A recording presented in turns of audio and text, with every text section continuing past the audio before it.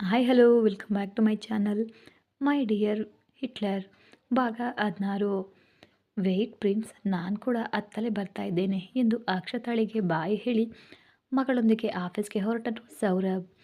ಆರು ಕಾರ್ನ ಡ್ರೈವ್ ಮಾಡ್ತಾ ಇದ್ರೆ ಪಕ್ಕದಲ್ಲಿ ಕುಳಿತು ಅವಳ ಮೂಡ್ನ ಗಮನಿಸ್ತಾ ಇದ್ದ ಸೌರಭ್ ಸಡನ್ನಾಗಿ, ಆರು, ನಿನಗೆ ಸಮೀರ್ ಎಂಬ ವ್ಯಕ್ತಿ ಗೊತ್ತಾ ಎಂದು ಕೇಳಿದನು.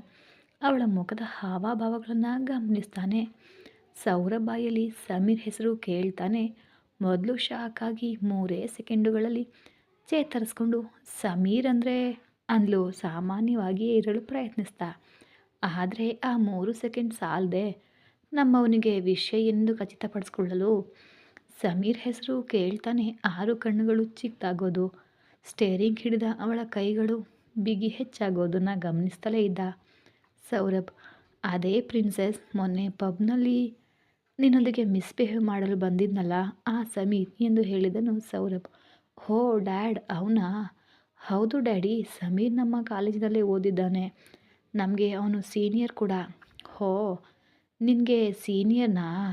ನಿನಗೆ ಅವನೊಂದಿಗೆ ಯಾವಾಗಲಾದರೂ ಜಗಳ ಅಥವಾ ಇನ್ಯಾವುದೇ ಇಶ್ಯೂಸ್ ಇತ್ತಾ? No dad. ಆದರೆ ಯಾಕೆ ಹಾಗೆ ಕೇಳ್ತಾ ಇದ್ದೀರಿ? ಅವನು ನನ್ನೊಂದಿಗೆ ಕಾಲೇಜ್ನಲ್ಲಿ ಫ್ರೆಂಡ್ಲಿಯಾಗೇನೆ ಇದ್ದ. ನಥಿಂಗ್ ಪ್ರಿನ್ಸೆಸ್, ಜಸ್ಟ್ ಕ್ಯಾಶುಯಲ್ ಆಗಿ ಕೇಳಿದೆ ಅಷ್ಟೇ. ಮೊನ್ನೆ ಪಬ್ನಲ್ಲಿ ಅವನು ನಿನ್ನೊಂದಿಗೆ ಮಿಸ್ಬಿಹೇವ್ ಮಾಡಬೇಕು ಅಂತ ಅಂದ್ಕೊಂಡನಲ್ಲ, ಅದಕ್ಕೆ ಕೇಳಿದೆ. ಅಂದರೆ ಮುಂಚೆ ಏನಾದರೂ ನಿನ್ನೊಂದಿಗೆ ಜಗಳ ಇಟ್ಕೊಂಡು ಹಾಗೆಯಿಂದ ಹಾಗೆ ಮಾಡಿದ್ನೋ ಏನೋ ಎಂದು ಡೌಟ್ ಅಷ್ಟೇ. ನೋ ನೋ ಡ್ಯಾಡ್, ಅದು ನನ್ನ ಮೇಲಿನ ಕೋಪದಿಂದ ಅಥವಾ ಹಾಗೆಯಿಂದ ಮಾಡಿದ್ದಲ್ಲ. ಆರುನ ಉತ್ತರಕ್ಕೆ ಸಣ್ಣ ನಗು ನಗ್ತಾ, ಹೌದಾ, ನಿನಗೆ ಹೇಗೆ ಗೊತ್ತು ಪ್ರಿನ್ಸ್ ಎಂದನು ಸೌರಭ್. ಅಂದರೆ ಡ್ಯಾಡ್, ಅದು. ಹೇಳು ಪ್ರಿನ್ಸಸ್, ಏನಾದರೂ ತೊಂದರೆಯಾ? ಅಯ್ಯೋ ಅದೇನೂ ಇಲ್ಲ ಡ್ಯಾಡಿ. ಆ ಇನ್ಸಿಡೆಂಟ್ ಆದ ಮರುದಿನ ಸಮೀರ್ ನನ್ನ ಆಫೀಸ್ಗೆ ಬಂದಿದ್ದ. ಹೋ ರಿಯಲಿ? ನಿನ್ನನ್ನು ಭೇಟಿಯಾದ್ನೇ? ಹೌದು ಡ್ಯಾಡ್, ಭೇಟಿಯಾದ.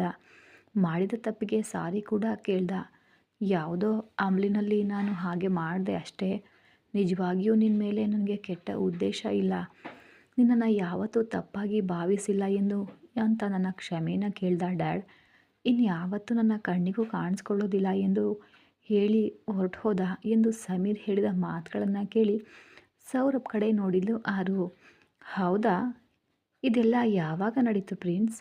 ನೀವು ನಿನ್ನೆ ಆಫೀಸ್ಗೆ ಬಂದಿರಲ್ಲ ಡ್ಯಾಡ್, ಅದಕ್ಕಿಂತ ಅರ್ಧ ಗಂಟೆ ಮೊದಲು. ಓಕೆ ಪ್ರಿನ್ಸೆಸ್, ಹಾಗಾದರೆ ನಿಜವಾಗಿಯೂ ಅವನು ತಪ್ಪು ಮಾಡಿಲ್ಲ ಎಂದು ನೀನು ಅಂದ್ಕೊಂಡಿದೀಯಾ? ಅಂದರೆ ಡ್ಯಾಡ್, ಇದುವರೆಗೆ ಸಮೀರ್ ಯಾವತ್ತೂ ನನ್ನೊಂದಿಗೆ ಹಾಗೆ ಮಿಸ್ಬಿಹೇವ್ ಮಾಡಿಲ್ಲ. ಕಾಲೇಜಿನಲ್ಲಿ ಕೂಡ ಅವನಿಗೆ ಒಳ್ಳೆಯವನೆಂಬ ಹೆಸರಿದೆ. ಯಾವಾಗಲೂ ಯಾವ ಹುಡುಗಿಯೊಂದಿಗೂ ಕೂಡ ಅವನು ರಫ್ ಆಗಿ ವರ್ತಿಸಿಲ್ಲ. ಸೊ ನಾನಂತೂ ಅಂದ್ಕೊಳ್ತಾ ಇದ್ದೇನೆ ಅವನು ಬೇಕಂತ ಮಾಡಿದ್ದಲ್ಲ ಅಂತ ಅಂದು ತನ್ನ ಅಭಿಪ್ರಾಯವನ್ನು ಹೇಳಿದ್ಲು ಆರು. ನಿನಗೆ ನಂಬಿಕೆ ಇದೆ ಅಲ್ವಾ? ಹಾಗಾದರೆ ಓಕೆ ಪ್ರಿನ್ಸೆಸ್, ಇನ್ನು ಆ ವಿಷಯ ಬಿಟ್ಬಿಡು ಎಂದು ಸೌರಭ್ ಹೇಳ್ತಾ ಇದ್ದಂತೆಯೇ, ಅಮ್ಮಯ್ಯ, ಡ್ಯಾಡ್ ನಂಬಿಟ್ರು. ಇನ್ನು ಸಮೀರ್ ಐ ಲವ್ ಯು ಹೇಳಿದ ವಿಷಯ ಡ್ಯಾಡಿಗೆ ಹೇಳಲಿಲ್ಲ. ಆದರೂ ನನಗೂ ಅವನ ಮೇಲೆ ಯಾವುದೇ ಅಭಿಪ್ರಾಯ ಇಲ್ಲದೇ ಇರೋದ್ರಿಂದ ಇನ್ನೂ ಆ ವಿಷಯದ ಬಗ್ಗೆ ಯೋಚಿಸುವ ಅಗತ್ಯ ಏನಿಲ್ಲ ಎಂದು ಅಂದ್ಕೊಂಡ್ಳು ಆರು. ಅವನು ತನ್ನ ಫೀಲಿಂಗ್ ಹೇಳಿದ, ಅದರಲ್ಲಿ ತಪ್ಪಿಲ್ಲ. ನನಗೆ ಅವನ ಮೇಲೆ ಯಾವುದೇ ಒಪಿನಿಯನ್ ಇಲ್ಲದೇ ಇದ್ದಾಗ ಅವನ ಫೀಲಿಂಗ್ಸ್ಗೆ ಇಂಪಾರ್ಟೆನ್ಸ್ ಯಾಕೆ ಕೊಡಬೇಕು? ಕೊಡಬೇಕಾದ ಅಗತ್ಯ ನನಗೆ ಇಲ್ಲ. ಇದ್ರ ಬಗ್ಗೆ ಇನ್ನೂ ದೊಡ್ಡದಾಗಿ ಯೋಚಿಸಿ ಅನಗತ್ಯವಾಗಿ ಇಶ್ಯೂ ಮಾಡೋದು ಯಾಕೆ?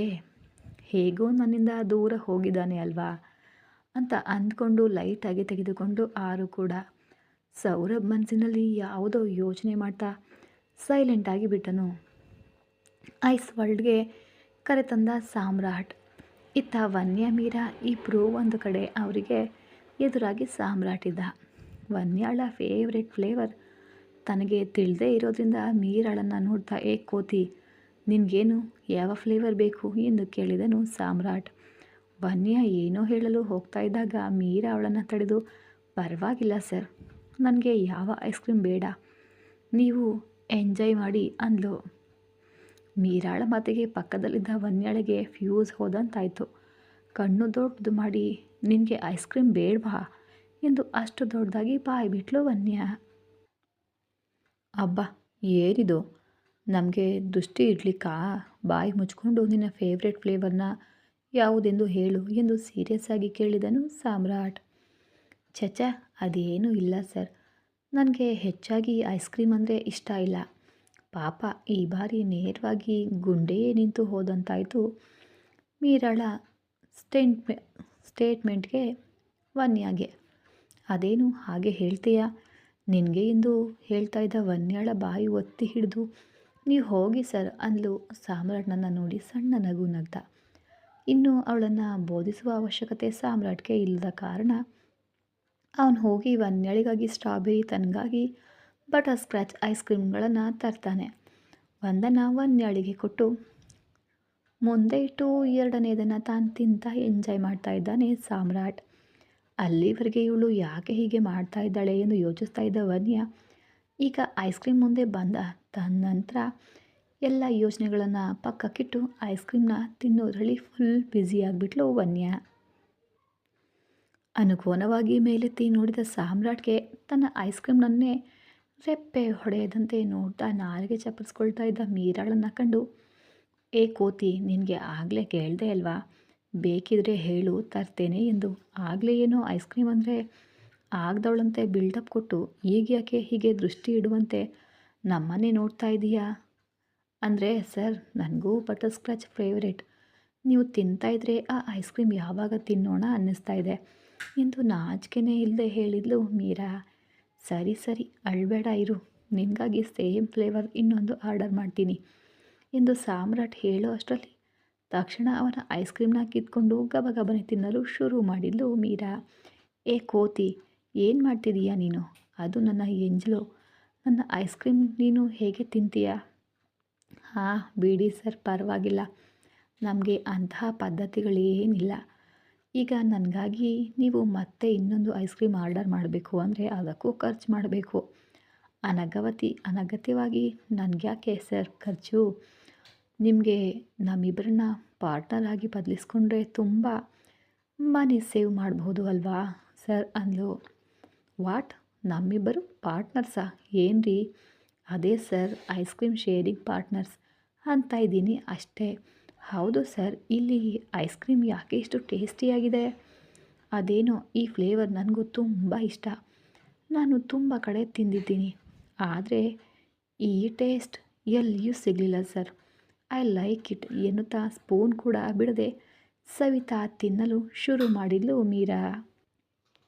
ಸಾಮ್ರಾಟ್ ತಿಂದ ಅದೇ ಸ್ಪೂನ್ನಲ್ಲಿ ಆ ಸೀನ್ ಅನ್ನೆಲ್ಲ ಲೈವ್ ಆಗಿ ನೋಡ್ತಾ ಇದ್ದ ವನ್ಯಾಳಿಗೆ ಎಲ್ಲಿಯೋ ಏನೋ ಆಗ್ತಾ ಇದೆ ಅಂತ ಡೌಟ್ ಬಂತು. ಇದೇನು ಐಸ್ ಕ್ರೀಮ್ ಕಂಡ್ರೆ ಸಾಕು 6 ತಿಂಗಳಿಂದ ಊಟ ಮಾಡಿದವಳಂತೆ ಬೀಳುವ ಮೀರಾ ಐಸ್ ಕ್ರೀಮ್ ಬೇಡ ಎಂದು ಹೇಳೋದು ಯಾಕೆ? ಮತ್ತೆ ಸಡನ್ನಾಗಿ ಅಣ್ಣ ತಿನ್ನೋದನ್ನೇ ಕಿತ್ಕೊಂಡು ತಿನ್ನೋದು ಯಾಕೆ? ಎಲ್ಲೋ ಏನೋ ವ್ಯತ್ಯಾಸ ಇದೆ ಎಂದು ಯೋಚನೆಗೆ ಬಿದ್ಲು ವನ್ಯಾ. ವನ್ಯಾ ತನ್ನ ಯೋಚನೆಯಲ್ಲಿ ಇರಲು ಮೀರಾ ತಿಂತಾ ಇರುವ ರೀತಿ ನೋಡಿ ಸಾಮ್ರಾಟ್ ಕಣ್ಣು ಮಿಟುಕಿಸಿದರೆ, ಏನು ಸರ್ ಹಾಗೆ ನೋಡ್ತಾ ಇದ್ದೀರಿ? ನಿಮಗೂ ತಿನ್ನಬೇಕು ಅನ್ನಿಸ್ತಾ ಇದೆಯಾ? ಪರವಾಗಿಲ್ಲ, ತಗೊಳ್ಳಿ ತಿನ್ನಿ ಎಂದು ತಾನು ತಿಂತಾ ಇದ್ದ ಸ್ಪೂನನ್ನು ಸಾಮ್ರಾಟ್ ಬಾಯಿ ಹತ್ತಿರ ಹಿಡಿದ್ಲು ಮೀರಾ. ಚೀಚಿ, ನನಗೆ ಬೇಡ ಅದು ಕೂಡ ನಿನ್ನ ಎಂಜಲು. ನಾನು ಅಸಲೇ ತಿನ್ನೋದಿಲ್ಲ ಎಂದು ಮುಖ ಏನೋ ಒಂಥರ ಇಟ್ಕೊಳ್ಳಿ ಹೇಳ್ದ ವನ್ಯಾಳನ್ನು ನೋಡ್ತಾ. ವನ್ಯಾ ಬೇಗ ತಿಂದರೆ ಹೋಗೋಣವಾ ಅಂದನು. ಆಗಲಿ ಅಣ್ಣ ಎನ್ನುತ್ತಾ ತನ್ನ ಐಸ್ ಕ್ರೀಮ್ ಬೇಗ ತಿಂದು ಮುಗಿಸಿ ಹೋಗೋಣ ಅಣ್ಣ ಅಂದ್ಲು ಎದ್ದು ನಿಂತು. ಹೀಗೆ ಅರ್ಧ ಗಂಟೆಯ ನಂತರ ಇಬ್ಬರನ್ನ ಕಾಲೇಜಿನಲ್ಲಿ ಡ್ರಾಪ್ ಮಾಡಿದ ಸಾಮ್ರಾಟ್ ಅವರು ಕ್ಲಾಸ್ ಕಡೆ ಹೋಗೋದನ್ನು ನೋಡಿ ಕಾರ್ನ ಸ್ಟಾರ್ಟ್ ಮಾಡಿದನು ರಿಟರ್ನ್ ಆಗಲು. ಗೇಟ್ ಒಳಗಡೆ ಹೋಗಿ 10 ಹೆಜ್ಜೆ ನಡೆದ ನಂತರ ಮೀರಾ, ಅಯ್ಯೋ ವನ್ಯಾ, ನನ್ನ ಫೋನ್ ಕಾರ್ನಲ್ಲಿ ಮರ್ತ್ಬಿಟ್ಟೆ ಕಣೆ. ನೀನು ಹೋಗ್ತಾ ಇರು, ನಾನು ಕೂಡಲೇ ಹೋಗಿ ನನ್ನ ಫೋನ್ನ ತರ್ತೀನಿ ಎಂದು ಹೇಳಿ ವನ್ಯಾಳ ಉತ್ತರಕ್ಕೆ ಕಾಯ್ದೇನೆ ಹಿಂದೆ ಹೊಡಿದ್ಲು ಮೀರಾ. ಕಾರ್ನ ಸ್ಟಾರ್ಟ್ ಮಾಡ್ತಾ ಇದ್ದ ಸಾಮ್ರಾಟ್ಗೆ ಮಿರರ್ನಲ್ಲಿ ಮೀರಾ ತನ್ನ ಕಡೆಗೆ ಓಡಿ ಬರ್ತಾ ಇರೋದು ಕಂಡು ಅವನು ಕಾರ್ನ ನಿಲ್ಲಿಸಿದನು. ಅವಳು ಯಾಕೆ ಅಷ್ಟು ವೇಗವಾಗಿ ಬರ್ತಿದ್ದಾಳೆ ಎಂದು ತಿಳಿಯದೆ ಹಾಗೆ ವೇಗವಾಗಿ ಬಂದ ಮೀರಾ ಸಡನ್ನಾಗಿ ಮುಂಬದಿಯ ಸೀಟಿಗೆ ಬಂದು ಸಾಮ್ರಾಟ್ ಕೆನ್ನೆ ಮೇಲೆ ಗಟ್ಟಿಯಾಗಿ ಮುತ್ತು ಕೊಟ್ಟು, thank you sir, thank you so much for your ice cream treat. ಅಸಲು ಈ ದಿನದ ಐಸ್ ಕ್ರೀಮ್ ಎಷ್ಟು ಟೇಸ್ಟಿಯಾಗಿತ್ತೋ ಗೊತ್ತಾ? ಇಂತಹ ಐಸ್ ಕ್ರೀಮ್ ನಾನು ಎಲ್ಲೂ ಕೂಡ ತಿಂದಿಲ್ಲ. ನನಗೆ ತುಂಬ ಇಷ್ಟ ಆಯಿತು ಎಂದು ಹೇಳಿ ಸಾಮ್ರಾಟ್ ರಿಯಾಕ್ಟ್ ಮಾಡುವ ಮೊದಲೇ ಅಲ್ಲಿಂದ ಹೊರಟು ಹೋದ್ಲು ಮೀರಾ. ಇತ್ತ ಅಂಕಿತಾ, ಸರ್, ಸಡನ್ನಾಗಿ ಕಾಲ್ ಮಾಡಿ ಬರಲು ಯಾಕೆ ಹೇಳಿದ್ದು? ಸ್ಲೋ ಆಗಿ ಕಾರ್ನ ಡ್ರೈವ್ ಮಾಡ್ತಾ ಕೇಳಿದ್ಲು ಅಂಕಿತಾ. ನನ್ನ ಬೈಕ್ ರಿಪೇರಿಗೆ ಬಂದಿದೆ, ಅದಕ್ಕೆ ನಿನ್ನನ್ನು ಬರಲು ಹೇಳಿದೆ. ಅವಳ ಕಡೆ ನೋಡ್ದೇನೆ ಹೇಳಿದನು ತಾರಕ್. ಓ, ಅದಕ್ಕಾ ಎಂದು ಮುಖ ಸಪ್ಪೆ ಮಾಡಿದ್ಲು ಅಂಕಿತಾ. ಪಾಪ, ಮತ್ತೆ ನೀನು ಯಾಕೆ ಅಂದ್ಕೊಂಡಿದ್ದೆ? ಅಂಕಿತಾಳ ಫೇಸ್ನಲ್ಲಿ ಡಿಸಪಾಯಿಂಟ್ಮೆಂಟ್ನ ಕ್ಲಿಯರ್ ಆಗಿ ಕಾಣಿಸ್ತಾ ಇರಲು ಹುಬ್ಬು ಏರಿಸಿ ಕೇಳಿದನು ತಾರಕ್. ತಾರಕ್ ಹಾಗೆ ಕೇಳ್ತಾ ಇದ್ದಂತೆಯೇ ತಡಬಡಾಯಿಸ್ತಾ ದೃಷ್ಟಿಯನ್ನು ರೋಡ್ ಕಡೆ ತಿರುಗಿಸಿ, ಆಹಾಹಾ, ನಾನೇನು ಅಂದ್ಕೊಳ್ತೇನೆ, ಏನು ಅಂದ್ಕೊಂಡಿಲ್ಲ, ಇಷ್ಟಕ್ಕೂ ಎಲ್ಲಿ ಡ್ರಾಪ್ ಮಾಡಬೇಕು ಎಂದು ಹೇಳಿ ತಾರಕ್ನನ್ನ ನೋಡದೆಯೇ ಕೇಳಿದ್ಲು ಅಂಕಿತಾ. ಪರವಾಗಿಲ್ಲ ಹೇಳು, ನನ್ನ ಹತ್ರ ನಿನ್ನ ಮುಜುಗರ ಯಾಕೆ ಎಂದು ಕಾಡಿಸ್ತಾ ಕೇಳಿದನು ತಾರಕ್. ಏನಿಲ್ಲ ಸರ್, ಮೊದಲು ನೀವು ಎಲ್ಲಿಗೆ ಹೋಗಬೇಕು ಎಂದು ಹೇಳಿ ಅಂದ್ಲು. ಛ್ಯಾ ಎನ್ನುವಂತೆ ಒಂದು ಲುಕ್ ಕೊಟ್ಟು ಅಂಕಿತಾಳ ಕೆನ್ನೆ ಸವರಿ, ನೀನು ಏನು ಎಕ್ಸ್ಪೆಕ್ಟ್ ಮಾಡ್ತಿದೀಯಾ? ನಿನ್ನ ಫೇಸ್ನಲ್ಲಿ ಕ್ಲಿಯರಾಗಿ ಕಾಣ್ತಾ ಇದೆ. ಗುಬ್ಬಿ, ನಿನಗೆ ಒಂದು ವಿಷಯ ಗೊತ್ತಾ? ನಿನ್ನ ಫೇಸ್ನಲ್ಲಿ ಯಾವ ಎಕ್ಸ್ಪ್ರೆಷನ್ ಕೂಡ ಹೈಡ್ ಮಾಡಲು ಸಾಧ್ಯ ಇಲ್ಲ ನಿನಗೆ. ಒಂದು ವೇಳೆ ನೀನು ಹೈಡ್ ಮಾಡಲು ಕಷ್ಟಪಟ್ಟರೂ ಕೂಡ ನಿನ್ನ ಮುಖ ತಕ್ಷಣ ಹೊರ ಹಾಕಿಬಿಡ್ತದೆ ಅಂದನು. ಇನ್ನೂ ಅವಳನ್ನು ರೇಗಿಸ್ತಾ, ಅಂತಹ ಸೀನ್ ಏನಿಲ್ಲ ಬಿಡಿ ಸರ್, ನಾನೇನು ಎಕ್ಸ್ಪೆಕ್ಟ್ ಮಾಡ್ತಾ ಇಲ್ಲ, ನಿಮಗೆ ನೀವೇ ಏನೇನೋ ಊಹಿಸ್ಕೊಳ್ಬೇಡಿ ಎಂದು ಹೊರಗಡೆ ಹೇಳ್ತಾ, ನಿಜವಾಗಿಯೂ ನನ್ನ ಫೇಸ್ನಲ್ಲಿ ಎಕ್ಸ್ಪ್ರೆಷನ್ ಹಾಗೆಯೇ ಇದೆಯಾ ಅಂದ್ಕೊಂಡು ತಲೆ ಎತ್ತಿ ಮಿರರ್ನಲ್ಲಿ ತನ್ನನ್ನು ತಾನು ನೋಡಿಕೊಂಡ್ಳು ಅಂಕಿತಾ. ಅದನ್ನು ನೋಡಿದ ತಾರಕ್ ನಗ್ತಾ, ನಿನ್ನನ್ನು ನೀನು ಗುಬ್ಬಚ್ಚಿ ಎಂದು ಪ್ರತಿ ಬಾರಿ ಪ್ರೂವ್ ಮಾಡಿಕೊಂಡು ನಮಗೆ ನೆನಪಿಸುವ ಅಗತ್ಯವೇ ಏನಿಲ್ಲ ಬಿಡು. ಆಲ್ರೆಡಿ ನಿನ್ನ ಬಗ್ಗೆ ಒಂದು ಕನ್ಫ್ಯೂಷನ್ ಅಂತ ಇದ್ದರೆ, ಏನದು? ನನ್ನ ಬಗ್ಗೆ ನನಗೆ ತಿಳಿಯದ ಕನ್ಫ್ಯೂಷನ್ ಎಂದು ನೋಡಿದ್ಲು ಅಂಕಿತಾ. ನಾನು ಹೇಳೋದು ಯಾಕೆ, ಸ್ವಲ್ಪ ಹೊತ್ತು ಆಗಲಿ ಬಿಡು, ಗೊತ್ತಾಗುತ್ತೆ ನೋಡು, ಯಾಕಿಂಗೆ ಅನ್ನುವಂತಿತ್ತು ಪಾಪದ ಅಂಕಿತಾ ಎಕ್ಸ್ಪ್ರೆಷನ್. ನೋಡಿ ಆನಂದಿಸು ಎನ್ನುತ್ತಾ ತಾನು ಹೋಗಬೇಕಾದ ಲೊಕೇಶನ್ಗೆ GPS ಟ್ರ್ಯಾಕ್ಟರ್ ಆನ್ ಮಾಡಿ ಫೋನ್ ಸ್ಟೇರಿಂಗ್ ಮುಂದೆ ಇಟ್ಟು, ಈ ಅಡ್ರೆಸ್ಗೆ ಹೋಗು ಎಂದನು ತಾರಕ್. ಅರ್ಧ ಗಂಟೆಯ ನಂತರ ತಾರಕ್ ಹೇಳಿದ ಏರಿಯಾದಲ್ಲಿ ಕಾರ್ ನಿಂತ ತಕ್ಷಣ ಕಾರ್ ಇಳಿಯಲು ಹೋಗಿ ಹಿಂದೆ ತಿರುಗಿ ಅಂಕಿತಾಳನ್ನು ನೋಡಿ, ಥ್ಯಾಂಕ್ಸ್, ಏನಾದರೂ ಎಕ್ಸ್ಪೆಕ್ಟ್ ಮಾಡ್ತಿದೀಯಾ ಗುಬ್ಬಚ್ಚಿ ಎಂದು ಡೌಟಾಗಿ ಕೇಳಿದನು ತಾರಕ್. ಅಂಕಿತಾ ಮೂತಿ ತಿರುಗಿಸ್ತಾ, ಏನು ಬೇಡ ಅಂದ್ಲು ಆಟಿಟ್ಯೂಡ್ನಿಂದ. ಗುಡ್, ನನ್ನಿಂದ ಅಂತಹ ವರ್ಡ್ಸ್ ಎಕ್ಸ್ಪೆಕ್ಟ್ ಮಾಡಬೇಡ ಎಂದು ಹೇಳ್ತಲೇ ಕಾರಿಳಿದು ಸುತ್ತಲೂ ನೋಡಿ ಮೈ ಮುರಿದು ಅತ್ತ ಇತ್ತ ತಿರುಗಿ ಡ್ರೈವಿಂಗ್ ಸೀಟ್ ಕಡೆ ಬಂದನು ತಾರಕ್. ತಾರಕ್ ತನ್ನ ಕಡೆ ಬರುವುದನ್ನು ನೋಡಿ ಗ್ಲಾಸ್ ಡೌನ್ ಮಾಡಿ, ಓಕೆ ಸರ್, ಬಾಯ್ ಅಂತ ಇದ್ದ ಅಂಕಿತಾಳನ್ನು ನೋಡಿ ಡೋರ್ನ ನಾಕ್ ಮಾಡಿದನು ತಾರಕ್.